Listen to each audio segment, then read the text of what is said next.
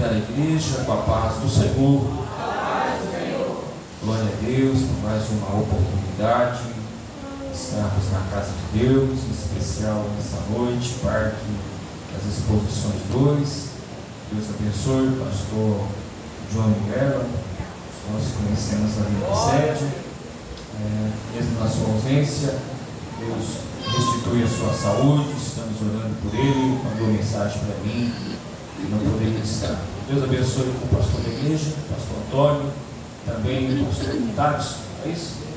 Deus abençoe todos os obreiros que estão aqui na minha retaguarda. Para quem não nos conhece, nós congregamos na igreja sede, em Central do Panameirinho, juntamente com o pastor Guilherme Xavier dos Santos. E para nós é uma alegria, estou aqui com carta de recomendação, trânsito. Terça-feira estive pregando Parque das Exposições 1, aqui com o pastor Marcelo Barros, foi bênção de Deus. Domingo estarei em Serrinha, na Rota de Missões. E hoje para nós é uma alegria imensa, irmãos, estar aqui conhecendo essa igreja pela primeira vez.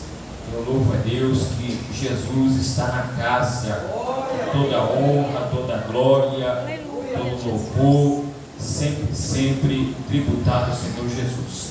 Deus abençoe também minha esposa, a irmã Célia, que me acompanha, minha intercessora, mulher que me admira, mas também me corrige, viu, irmãos? Quando alguma coisa que está no lugar, ela nos faz uma crítica construtiva, né? Uma bênção de Deus. Meus irmãos, sem perca de tempo, abra sua Bíblia, primeira epístola de Paulo aos Coríntios, capítulo 11, versículo 28, versículo 29 e 30, para a nossa meditação. Hoje é culto com a Santa Ceia do Senhor, momento memorial, momento sublime, elevado. E nós queremos trazer uma palavra do coração de Deus para a noiva de Cristo. Eu confesso aos irmãos que a palavra não é minha, é de Jesus. Ele tem uma palavra para os nossos corações. 1 Coríntios capítulo 11, versículo 28 ao versículo número 30, para a nossa meditação, está escrito assim a palavra de Deus: examine-se, pois, o homem a si mesmo, e assim coma deste pão e beba deste cálice, porque o que come e bebe indignamente, come e bebe para a sua própria condenação, não discernindo o corpo do Senhor. Por causa disso, há entre vós muitos fracos e doentes, e muitos que dormem. Eu vou repetir mais uma vez o versículo 30. Por causa disso, há entre vós muitos fracos e doentes, e muitos que dormem.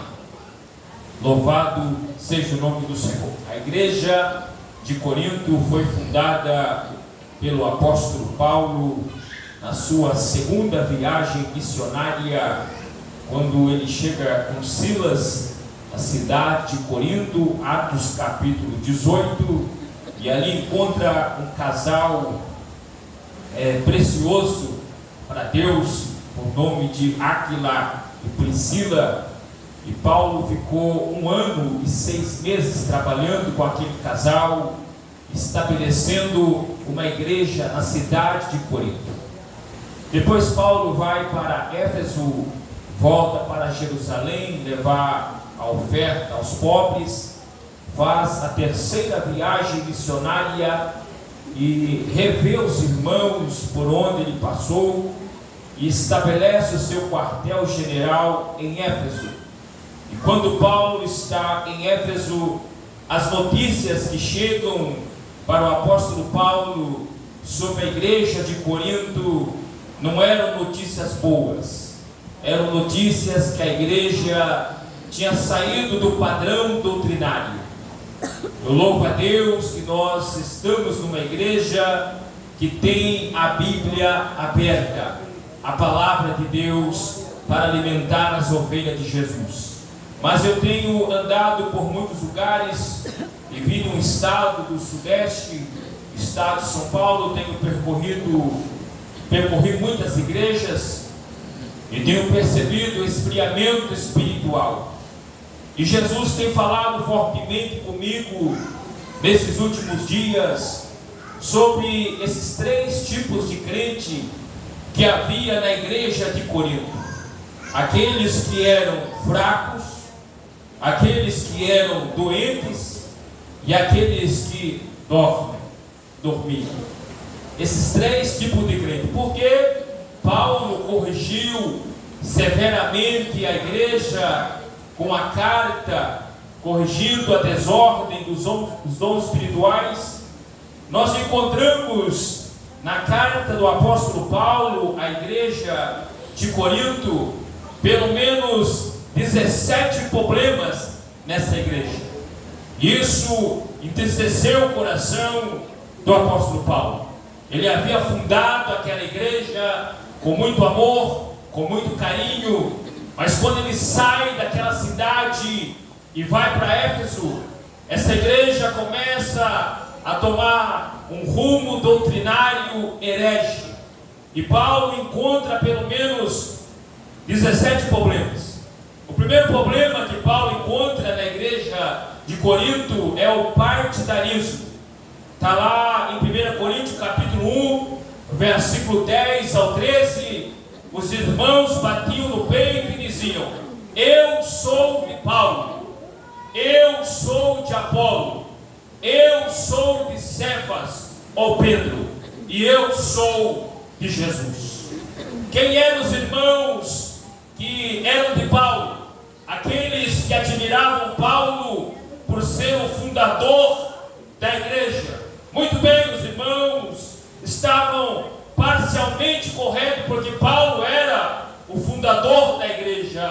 Mas nenhum homem deve ser idolatrado, porque a honra e a glória sempre será para Jesus. E havia os irmãos que eram de Apolo. Apolo era eloquente, pregador, grande expositor da cidade e ali de Éfeso. E muitos irmãos admiravam a sua eloquência, a sua retórica. Aí havia um grupo na igreja: nós somos de Apolo, nós admiramos Apolo. Aí havia um grupo também na igreja que era de Pedro, de Cefas, porque Pedro era judeu. Então esses irmãos, eles eram judaizantes. Nós queremos que a cultura judaica, que o judaizante volte para a igreja de Corinto. Então nós somos de Pedro. Mas o que me chama a atenção é que havia um grupo naquela igreja que dizia assim: nós somos de Cristo, nós somos de Cristo, nós nessa noite somos de Cristo. Louvado seja o nome do Senhor. Pertencemos a Ele. Por quê? Porque Jesus, Ele é o Messias prometido nas Escrituras. Jesus, Ele é Deus. Em Gênesis, Jesus é o descendente da mulher. Em Êxodo, Ele é o Cordeiro Pascual. Em Levítico, Ele é o sacrifício perfeito. Em Números, Ele é a rocha ferida em Meribá. Em Deuteronômio, Ele é o profeta semelhante a Moisés. Em Josué, Ele é o capitão dos exércitos celestiais. Em Juízes, Ele é o libertador de Israel. Em Ruth, Ele é o parente remidor. Em Samuel, Ele é o rei desejado. Em Reis, Ele é o rei prometido. Em Crônicas, Ele é o descendente de Davi. Em Esdras, Ele é o restaurador do culto divino. Em Neemias, Ele é o nosso grande consultor. Em Esther, Ele é o nosso advogado fiel. Em Jó, Ele é o nosso redentor que vive. Em Salmos, Ele é o nosso refúgio e fortaleza. Em Provérbios, Ele é a sabedoria de Deus. Em Eclesiastes, Ele é o pregador perfeito. E em Cântico dos Cânticos, Ele é o nosso amado.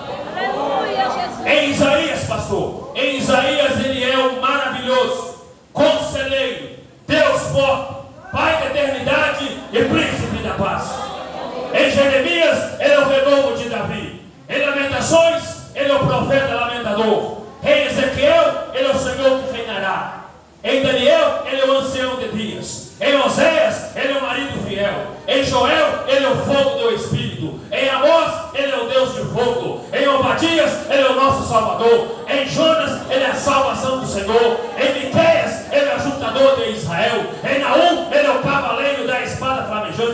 Abacuque, Ele é o Senhor dos puros olhos de fogo. Em Sofonias, Ele é o pastor de Israel. Em Ageu, Ele é o Senhor que faz tremer os céus e a terra. Em Zacarias, Ele é o renovo. Em Malaquias, Ele é o sol da justiça. Mas em Mateus, Jesus é o Emanuel, que quer dizer Deus conosco. Quem sente que Jesus está aqui, levante a tua mão agora. Em Marcos, Ele é o servo do Senhor. Em Lucas, Ele é o filho do homem perfeito. Em João capítulo 1, Ele é o verbo de Deus, o unigênito do Pai, o Cordeiro de Deus que tira o pecado do mundo. Em João capítulo 2, Ele é o purificador do templo. Em João capítulo 3, Ele é o mestre vindo de Israel. Em João capítulo 4, Ele é a fonte da água da vida eterna. Em João capítulo 5, Ele é o juiz dos vivos e dos mortos. Em João capítulo 6, Ele é o pão vivo que desceu do céu. Em João capítulo 7, Ele é a água viva de Deus. Em João capítulo 8, Ele é a luz do mundo. Em João capítulo 9, Ele é o restaurador do cego. Em João capítulo 10, Ele é o bom pastor. Em João capítulo 11, Ele é a ressurreição e a vida. Em João capítulo 12, aleluia, Ele é o Messias que entra em Jerusalém, montado no jumentinho. Em João capítulo 13, Ele é o servo humilde que lava os pés dos seus apóstolos. Em João capítulo 14, Ele é o caminho, Ele é a verdade, Ele é a vida. Em João capítulo 15, Ele é a videira verdadeira. Em João capítulo 16, Ele é o nosso consolador. Em João capítulo 17, Ele é o nosso intercessor. Em João capítulo 18, Ele é o servo humilhado.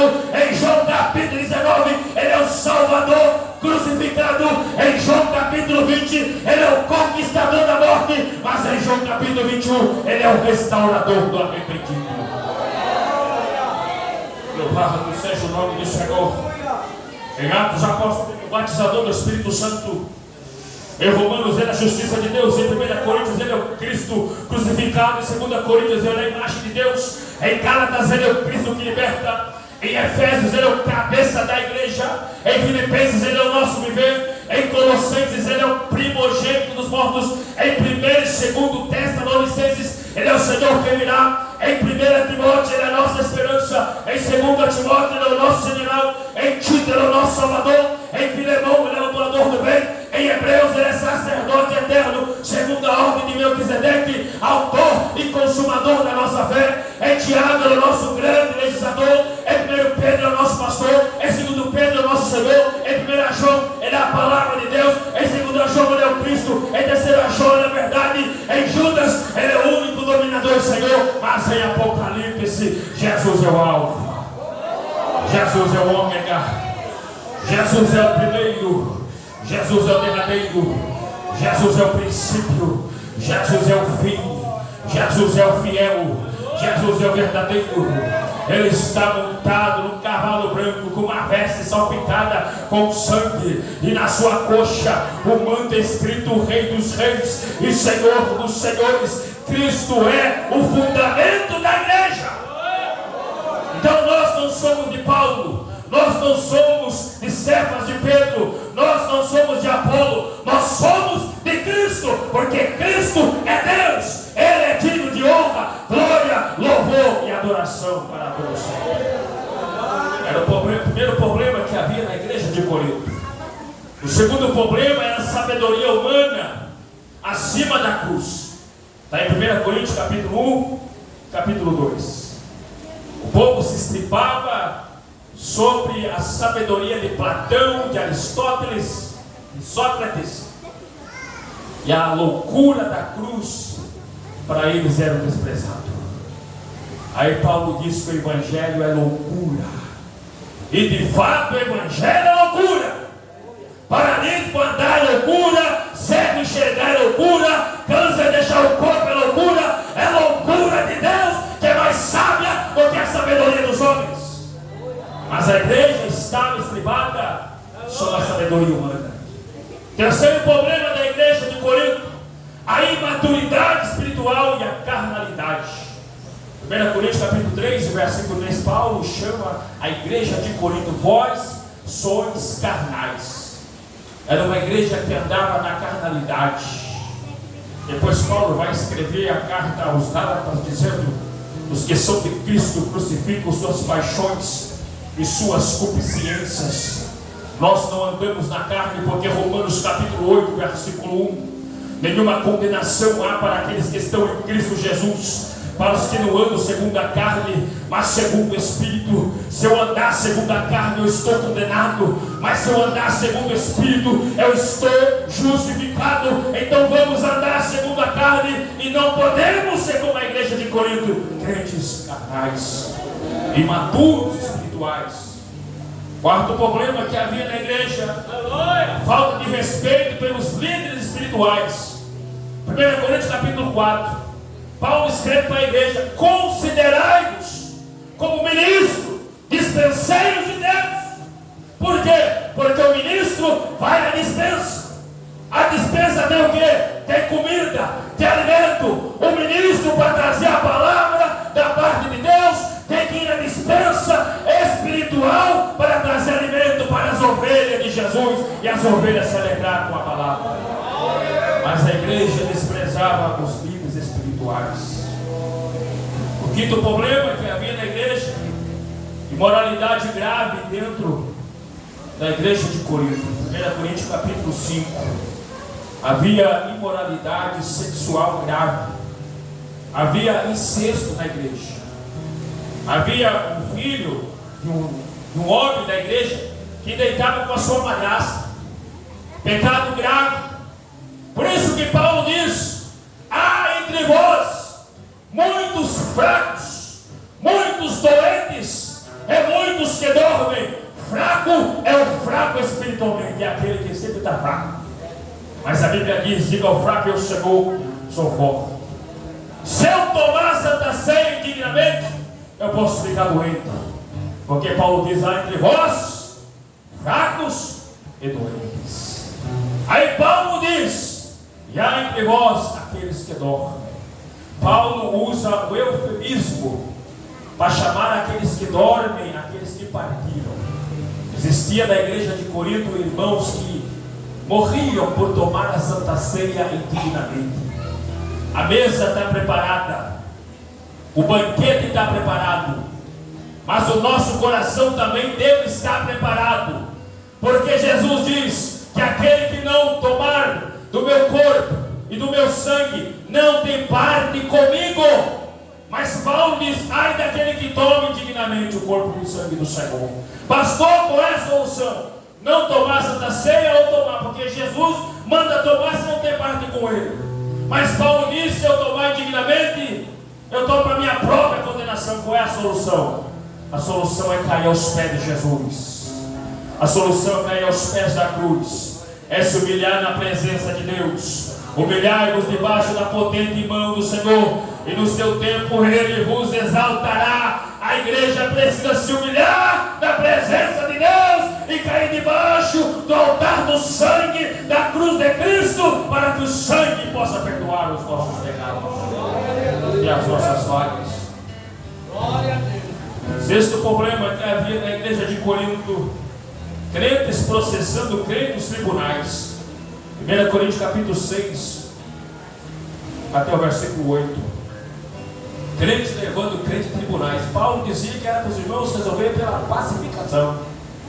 Temos que ter união com os outros, temos que resolver pela paz, porque Hebreus 12:14 diz: segui a paz com todos e a santificação, sem a qual ninguém verá a Deus. Eu tenho que ter paz com meus irmãos. Não é qualquer motivo que eu posso levar um irmão no tribunal. Mas na igreja de Corinto havia esses crentes que levavam os irmãos para os tribunais. Sétimo problema que havia na igreja de Corinto: havia pecados sexuais e prostituição. 1 Coríntios capítulo 6, versículo 12 ao 20. Paulo diz: aquele que destruiu o templo do Espírito Santo, que é o nosso corpo, Deus o destruirá. Havia crentes, aleluia, que idolatravam, aleluia, a deusa Afrodite, a deusa da prostituição, e vinham para a igreja com o coração dividido. E Paulo, sabendo do problema que estava enfrentando a igreja, Paulo imediatamente escreve uma carta corrigindo a igreja. Pastor, o senhor está corrigindo a igreja hoje? Não, eu estou aplicando a vacina, porque é melhor a vacina do que a injeção. A vacina previne contra a doença, a injeção é para quem está doente. Esses dias eu fui tomar vacina para não pegar gripe, para prevenir contra a doença. A injeção é para quem está doente.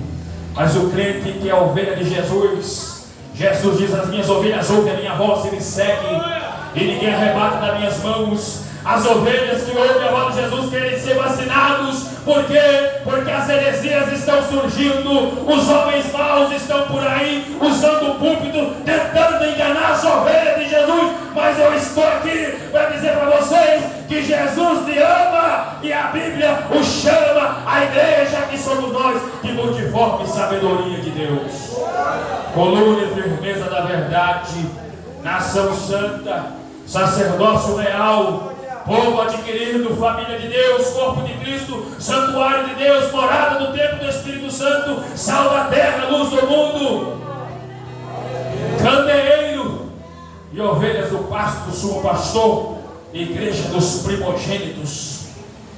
Louvado seja o nome do Senhor. A igreja de Corinto, o oitavo problema que havia na igreja era a confusão sobre o casamento e a sexualidade. 1 Coríntios capítulo 7, Paulo escreve sobre o casamento, que a mulher ou o homem que tivesse o irmão, o esposo ou a esposa que não fosse crente, que ganhasse o irmão pela fé, que trouxesse a igreja. Mas se porventura alguém, se o irmão ou a irmã não quisesse confessar a mesma fé, Paulo diz: tanto o irmão quanto a irmã não foi chamado para a servidão. Havia uma confusão sobre o casamento, e Paulo doutrina a igreja e apresenta, inclusive dizendo que, comparando a igreja como Cristo. Cristo é o cabeça e a igreja é a noiva. Cristo é o noivo e ele apresenta a igreja como noiva do Cordeiro. Na carta aos Coríntios ele também diz que a igreja é noiva do Cordeiro. E havia 17 problemas. Havia também o nono problema: carne sacrificada a ídolos. Está em 1 Coríntios capítulo 8 ao capítulo 10. Havia muita idolatria na cidade, na região, e havia muita carne sacrificada a ídolos. E os irmãos iam lá, compravam, comiam, faziam orações e achavam que estava tudo certo. E Paulo escreve que o Senhor purificou, comendo de tudo que vem do açougue por causa da consciência. Mas se eu tenho consciência que algo é sacrificado a ídolo, eu jamais colocarei meus pés para trazer para dentro da minha casa. Lembra de Acã? Cobiçou uma capa babilônica, cobiçou uma cunha de ouro, trouxe para dentro da sua casa, para dentro da sua família, e Acã e a sua família foram lançados no vale diante de Josué, porque o pecado estava atrapalhando o crescimento do povo de Israel, e o povo ganhava a batalha. Então Deus não aceita. Nós temos que ter consciência daquilo que é de Deus e daquilo que não é. Havia também o 10º problema, que era a desordem do culto.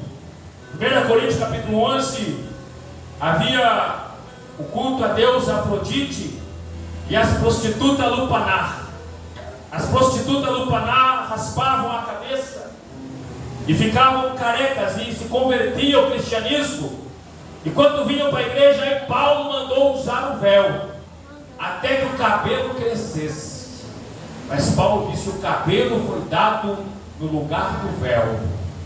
E Paulo corrige a igreja, mas diziam para as moças que eram ex-prostitutas lupanar, usassem o véu da igreja, mas também usassem na rua, e quando alguém olhasse para elas, vesse que faziam parte da igreja de Corinto e não eram mais daquele grupo que prestava o culto a Deus Afrodite. Elas usavam o véu até que o cabelo crescesse. Paulo corrige severamente a igreja, essa desordem no culto. Havia também o 11º problema da igreja, o abuso da ceia do Senhor. 1 Coríntios capítulo 11. Os irmãos abusavam da Santa Ceia, achavam que estavam em casa, comiam, bebiam, e aquilo ali representava o corpo no sangue de Jesus. Hoje a mesa está preparada, irmãos, mas a nossa consciência tem que estar limpa diante de Deus. Eu não conheço os teus problemas, eu não conheço o que você tem passado, mas há um Deus no céu que conhece o ser humano por dentro e por fora. Eu não conheço a tua vida, mas o meu Deus conhece quem tu és diante dele. A mesa está preparada, o banquete está preparado, mas o coração e a consciência tem que estar preparada diante de Deus. É por causa do soar da última trombeta, porque a qualquer momento a trombeta vai soar e a igreja vai subir para entrar com Cristo nas mansões celestiais. E Cristo não tem compromisso com o meretriz, ele tem compromisso com uma noiva. A noiva nunca trai o esposo, o noivo. Mas a meretriz não tem compromisso com o noivo. Havia o 12º problema. Havia confusão nos dons espirituais. Os irmãos usavam os dons espirituais. E Paulo diz que nenhum dom foi faltado para aquela igreja. Está em 1 Coríntios, capítulo 11. E Paulo diz que nenhum dom foi faltado para aquela igreja. Eram portadores do dom, mas faziam abusos dos dons. Nós temos que ter cuidado com os dons espirituais. Eu sou pentecostal, eu creio em línguas estranhas, eu creio em profecia, sou profeta de Deus, entrego profecia, mas não é qualquer coisa que a gente pode engolir, não, irmãos. Tem muita balela por aí, tem muito falso profeta por aí, tem muito falsa profetisa por aí, e até o profeta de Deus ele pode errar. Lembra de Natan? Era profeta de Deus, corrigiu o pecado de Davi, mas depois foi lá e foi dizer para Davi: Davi, manda o Senhor construir um templo, tu vai construir um templo ao Senhor, Davi. Aí Deus olha para Natan, vai e conserta a mensagem, vai lá e diga: quem vai construir o templo não é ele. Davi tem as mãos manchadas com sangue. Quem vai construir o seu filho Salomão? O profeta pode entrar na emoção e entregar algo que não é de Deus. Então por isso que eu não sou guiado por profecia, eu sou guiado pela palavra. Eu sou guiado pela Bíblia. Nós temos que ser guiados pela Escritura. E quando nós somos guiados pela Escritura, nós jamais perderemos no caminho da nossa salvação. Mas tem muita gente que é guiada por profeta. Tem muita gente que é guiada por profetisa. Ah, tem um monte ali, tem um profeta ali, eu vou lá. Tem uma profetisa lá, eu vou lá. Toma cuidado, venha para o culto de doutrina, venha para a EBD, venha para o culto onde Deus fala. Nós precisamos ouvir a sã doutrina, nós precisamos ouvir a voz de Deus, é através da palavra, e aqui dentro mesmo, Deus pode levantar um profeta e uma profetisa para falar com você, segundo a sua soberania e a sua vontade. Mas não podemos transformar, deixa no balaio de gato. É profeta aqui, é profeta ali, é profeta pegando a espada, quebrando cadeira, quebrando banco, tirando a roupa, caindo no chão, levantando as pernas para cima. Que é isso? Isso não é dons espirituais, isso é balela, isso é coisa do diabo. A noiva de Cristo decide a voz de Deus. Louvado seja o nome do Senhor. 13º problema. Havia falta de amor cristão. 1 Coríntios capítulo 13. A igreja de Corinto não tinha amor. Paulo diz: ainda que eu falasse a língua dos homens, a língua dos anjos, e não tivesse amor, de nada seria.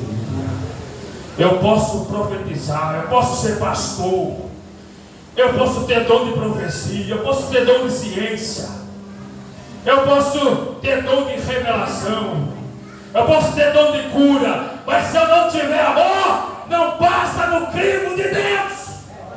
Tem que ter amor, porque Deus não faz acepção de pessoas. Deus amou o mundo de uma tal maneira que deu o seu Filho unigênito para que todo ele que não pereça, mas tenha a vida eterna. Deus enviou o seu Filho para salvar a humanidade. E Deus não faz acepção de pessoas. Se Deus não faz, eu também não devo fazer. Paulo diz que nós temos que amar a todos. Se ele tiver sede, dá o que beber, tiver com fome, dá o que comer. Fazendo isso, amontoará brasas de fogo sobre a sua cabeça. Romanos capítulo 12, versículo 20 está escrito: quer fogo do céu, quer poder, ame o teu inimigo. Conserta com ele para tomar a santa ceia nessa noite, com a consciência limpa diante de Deus. Deus está falando fortemente aqui nesse lugar.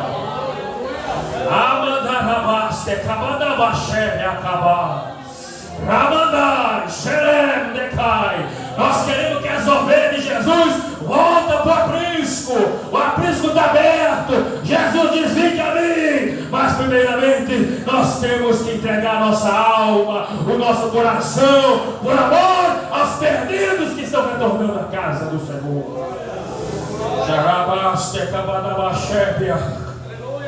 14º problema: negação da ressurreição. 1 Coríntios capítulo 15. A igreja de Corinto não acreditava na ressurreição de Jesus.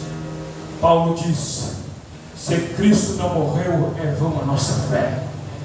Cristo morreu, e Ele é o primogênito dos mortos, as primícias dos que dormem, e os demais seguem a sua segunda vinda. Paulo apresentou Cristo como primogênito dos mortos, e depois a igreja, no dia da vinda do Senhor, estará com Cristo também com o corpo glorificado. Mas a igreja não acreditava na ressurreição. Mas eu louvo a Deus que essa igreja acredita que Jesus morreu, ressuscitou, está à destra de Deus, mas também está conosco aqui nessa noite. 15º problema: falsos apóstolos que havia na igreja. 2 Coríntios capítulo 11.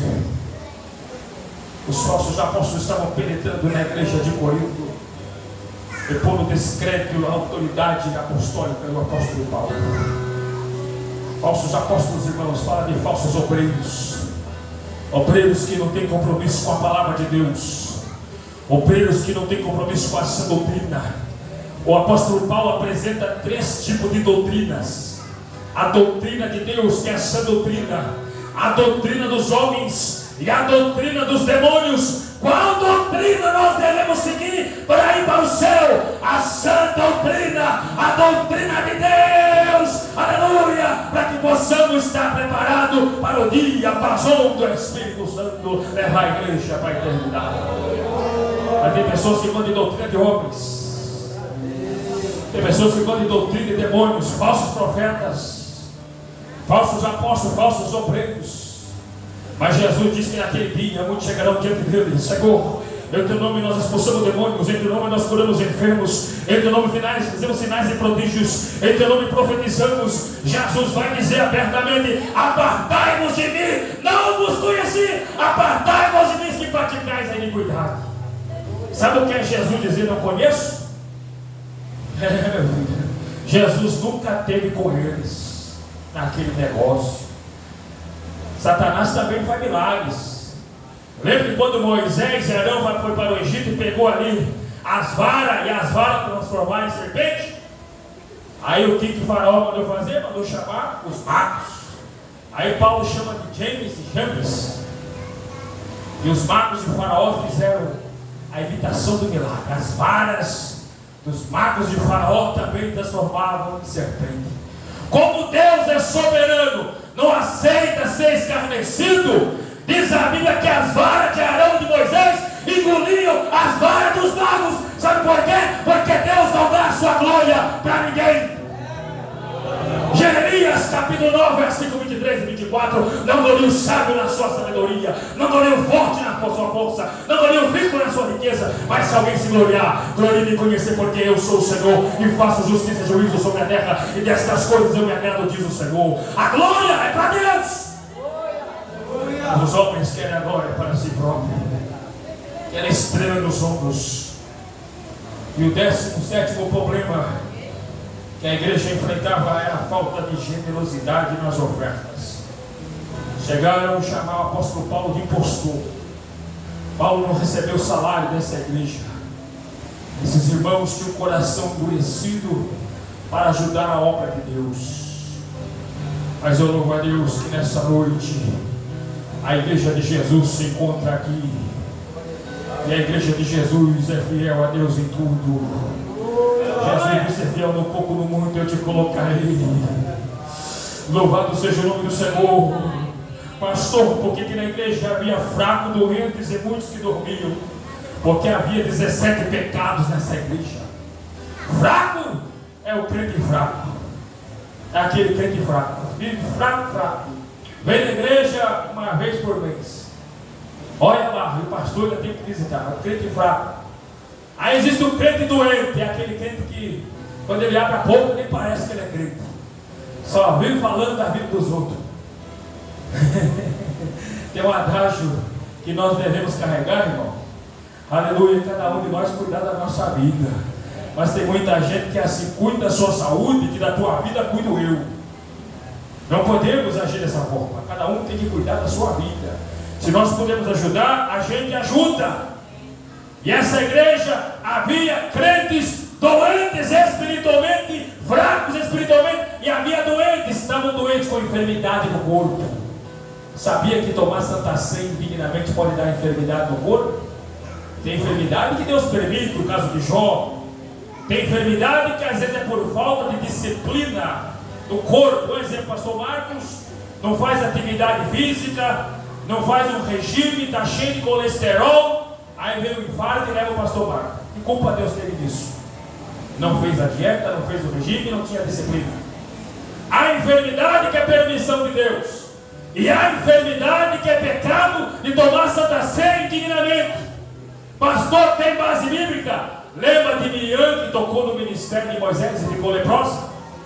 Lembra de Uzias?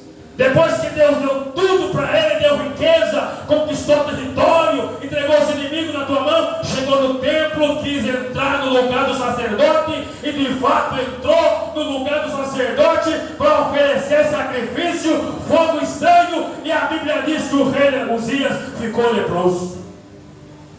Pode ficar doente, irmão. Existe doença por desobediência a Deus.